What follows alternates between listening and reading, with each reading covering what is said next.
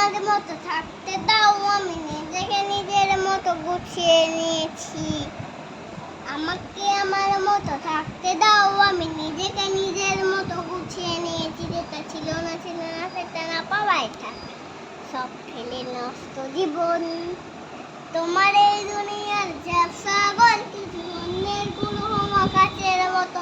যদি উড়ে যেতে চাও তবে গা ভাসিয়ে দাও, তুমি বেনে চোখ রাখবো না না না না না না না না না না না।